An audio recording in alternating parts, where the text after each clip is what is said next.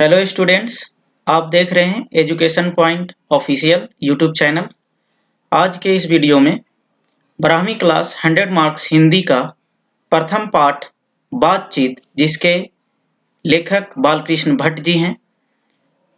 इस पाठ का महत्वपूर्ण ऑब्जेक्टिव प्रश्न लाए गए हैं जो 12वीं के बोर्ड के लिहाज से बहुत ही महत्वपूर्ण है। तो इस वीडियो की शुरुआत करने से पहले मैं आपको बालकृष्ण भट्ट के बारे में संक्षिप्त परिचय देता हूं।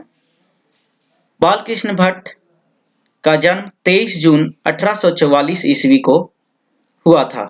इनका निवास स्थान इलाहाबाद उत्तर प्रदेश था। इनके माता पिता के बारे में अगर देखा जाए तो माँ का नाम पार्वती देवी एवं पिताजी का नाम बेनी प्रसाद भट्ट था। पिताजी एक व्यापारी थे और माता एक सुसंस्कृत महिला थी, जिन्होंने बालकृष्ण भट्ट के मन में अध्ययन की रुचि एवं लालसा जगाई।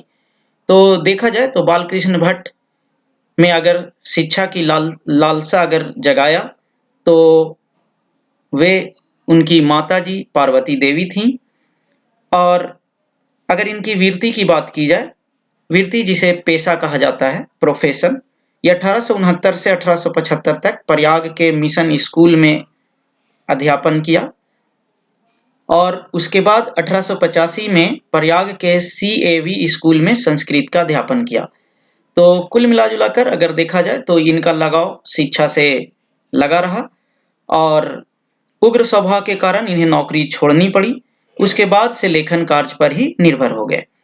इनकी जो महत्वपूर्ण रचना है वो भारतेंदु हरिश्चंद्र की प्रेरणा से हिंदी वर्धिनी सभा प्रयाग की ओर से 1877 में हिंदी प्रदीप नामक मासिक पत्रिका इन्होंने निकालना आरंभ किया था 1877 ईस्वी में। ये बहुत ही महत्वपूर्ण टॉपिक है। हिंदी प्रदीप यानी हिंदी प्रदीप प्रायः बोर्ड के प्रश्न में आता है कि हिंदी प्रदीप नामक मासिक पत्रिका के लेखक कौन हैं। और इनकी रचनाएं देखा जाए तो इन्होंने उपन्यास के तौर पर रहस्य कथा, नूतन ब्रह्मचारी, 100 अजान एक सुजान, गुप्त बैरी, रसातल यात्रा, उचित दक्षिणा, हमारी घड़ी, सद्भाव का अभाव और प्रहसन में देखा जाए तो जैसा काम वैसा परिणाम। इन्होंने 1000 के आसपास निबंध लिखे हैं, जिनमें 100 से ऊपर बहुत ही महत्वपूर्ण है। भट्ट निबंधमाला नाम से 2 खंडों में एक निबंध का संग्रह भी प्रकाशित है। तो जो बातचीत शीर्षक आपके दिगंत भाग 2 में दिया गया है, ये भी एक निबंध है। तो चलिए आज की इस वीडियो की शुरुआत करते हैं और बातचीत का प्रथम प्रश्न पर आते हैं। तो सबसे पहला प्रश्न है हमारा, बालकृष्ण भट्ट किस काल में रचनाकार हैं? ऑप्शन है आपके आदिकाल, भक्तिकाल, रीतिकाल और आधुनिक काल। तो बालकृष्ण भट्ट आधुनिक काल के रचनाकार हैं। तो इस प्रकार से ये इस प्रश्न का जो उत्तर होगा वो आपका डी होगा। आइए सेकंड क्वेश्चन पर आते हैं। बालकृष्ण भट्ट की रचना बातचीत क्या है? तो जैसा कि मैंने आपको शुरू में बताया कि बालकृष्ण भट्ट की रचना जो बातचीत है, ये एक ललित निबंध है। ये एक ललित निबंध है। अगर कहीं पर आपको निबंध भी कहता है तो दैट इज ऑल्सो करेक्ट, ये भी सही है। क्वेश्चन नंबर 3 पर आते हैं। बालकृष्ण भट्ट के मन में अध्ययन की रुचि एवं लालसा किसने जगाई थी? माता सीता देवी, माता उर्मिला देवी, माता अहल्या देवी, माता पार्वती देवी। तो बालकृष्ण भट्ट की माता जी का नाम जो था वो पार्वती देवी था। तो इस प्रकार से इस प्रश्न का जो उत्तर है वो डी है। क्वेश्चन नंबर 4 पर आते हैं और देखते हैं बालकृष्ण भट्ट किस युग के साहित्यकार थे? तो इस प्रश्न के लिए ऑप्शंस हैं भारतेंदु युग, द्विवेदी युग, छायावाद युग, प्रगतिवादी युग। तो जो राइट आंसर है इसका वो है आपका भारतेंदु युग। किसने लिखा गद्य लिखना भाषा को सार्वजनिक करते जाना है? गद्य लिखना भाषा को सार्वजनिक करते जाना है। अशोक वाजपेयी, नामवर सिंह, रघुवीर सहाय, शमशेर बहादुर सिंह। इस प्रश्न का जो जवाब है वो रघुवीर सहाय हैं। उन्होंने ही कहा है कि गद्य लिखना भाषा को सार्वजनिक करते जाना है। अगले प्रश्न पर आते हैं। बालकृष्ण भट्ट के समय के कौन कौन साथी साहित्यकार थे? बालकृष्ण भट्ट के समय के कौन कौन साथी साहित्यकार थे? भारतेंदु हरिश्चंद्र, राधाचरण गोस्वामी, प्रताप नारायण मिश्र, प्रेमधन, उपयुक्त सभी। तो इस प्रश्न का जो राइट आंसर है वो आपका है उपयुक्त सही सभी। क्वेश्चन नंबर 8 पर आते हैं। आचार्य रामचंद्र शुक्ल ने बालकृष्ण भट्ट की तुलना किन अंग्रेजी साहित्य के लेखकों से की है? एडिसन और Steele, option A. Option B William Wordsworth और William Shakespeare, option C Hudson और स्विफ्ट, ऑप्शन नंबर डी इनमें से कोई नहीं। तो इसका जो सही जवाब है वो ऑप्शन ए है, एडिसन और स्टील ने। नेक्स्ट अगले प्रश्न पर आते हैं। चंडू खाने शब्द का क्या अर्थ है? चंडू खाने शब्द का क्या अर्थ है? बाल मुड़वाने की जगह, सैलून, अफीम खाने वाले लोगों की मंडली के लिए सुरक्षित स्थान, चंडालों के रहने का स्थान। तो चंडू खाने शब्द का अर्थ होता है अफीम खाने वाले लोगों की मंडली के लिए सुरक्षित स्थान। तो इस प्रश्न का जो उत्तर है वो ऑप्शन सी है। अगले प्रश्न पर आते हैं। चमनिस्तान शब्द का क्या अर्थ है? ये शब्द है हरे भरे बागों का इलाका, एक देश का नाम,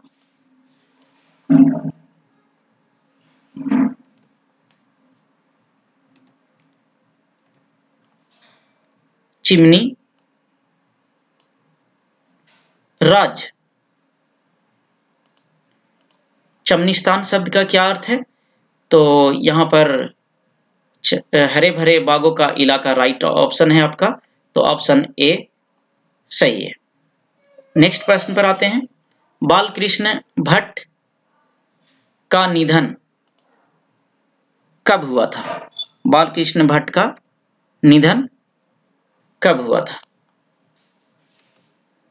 बालकृष्ण भट्ट का निधन कब हुआ था? तो ऑप्शन देखते हैं। 20 जुलाई 1912 ईस्वी, 20 जुलाई 1913 ईस्वी, 20 जुलाई 1914 ईस्वी, 20 जुलाई 1915 ईस्वी। इसका सही जवाब है ऑप्शन नंबर सी, 20 जुलाई 1914 ईस्वी। अगले प्रश्न पर आते हैं। बातचीत शीर्षक निबंध के निबंधकार का नाम बताएं। बालकृष्ण भट्ट, चंद्रधर शर्मा गुलेरी, रामधारी सिंह दिनकर, कोई नहीं।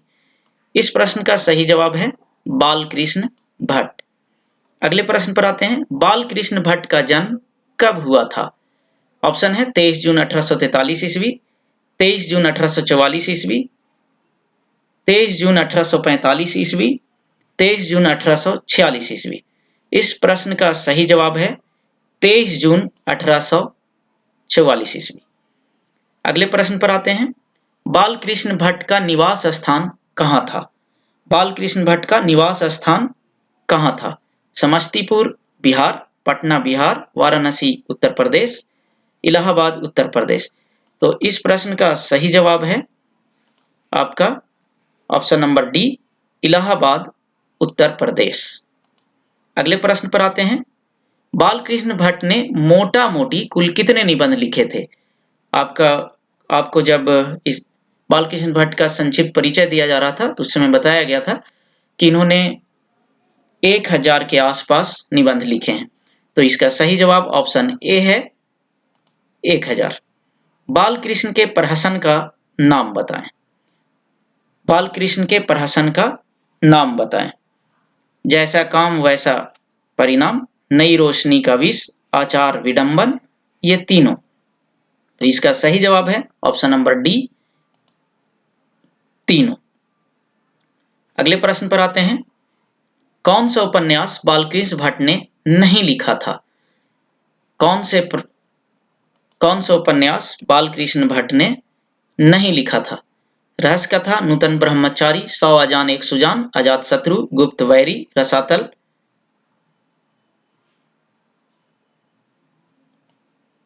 उचित दक्षिणा,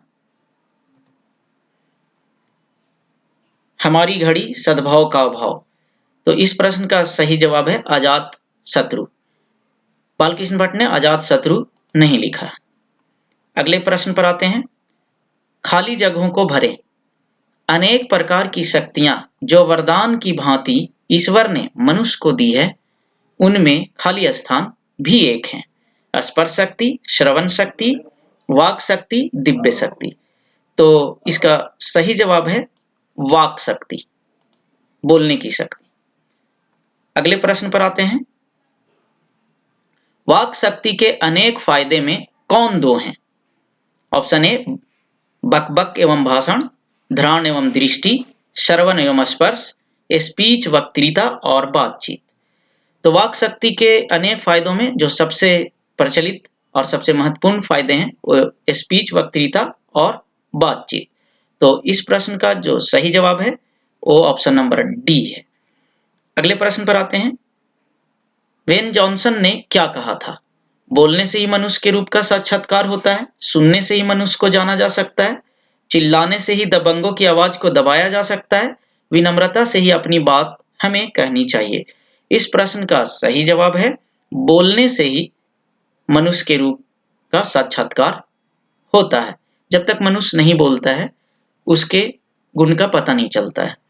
तो वेन जॉनसन ने कहा था कि बोलने से ही मनुष्य के रूप का साक्षात्कार होता है।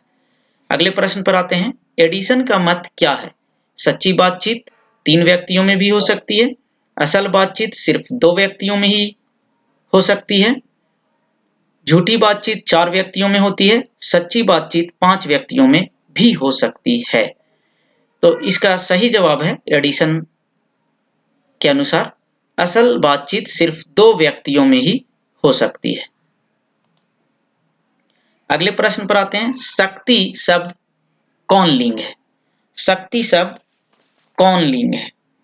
तो शक्ति शब्द जो है वो स्त्रीलिंग है। इसको आप वाक बना करके भी जज कर सकते हैं। और बातचीत निबंध का अंतिम प्रश्न। शेक्सपियर शब्द संज्ञा के किस भेद के अंतर्गत आता है? शेक्सपियर शब्द संज्ञा के किस भेद के अंतर्गत आता है? तो इसका सही जवाब है ऑप्शन नंबर सी, व्यक्तिवाचक संज्ञा। शेक्सपियर जो हैं एक व्यक्ति विशेष हैं, इस कारण से ये व्यक्तिवाचक संज्ञा है। तो स्टूडेंट्स, आपको ये वीडियो पसंद आया होगा। जल्द ही अगले पार्ट का भी वीडियो लेकर आएंगे। जो विद्यार्थी अभी तक इस चैनल को सब्सक्राइब नहीं किए हैं वो सब्सक्राइब कर लें, और अगर आपको वीडियो पसंद आया हो तो शेयर जरूर करें ताकि इस वीडियो से अन्य छात्र भी लाभान्वित हो सकें। तो थैंक्स फॉर वॉचिंग।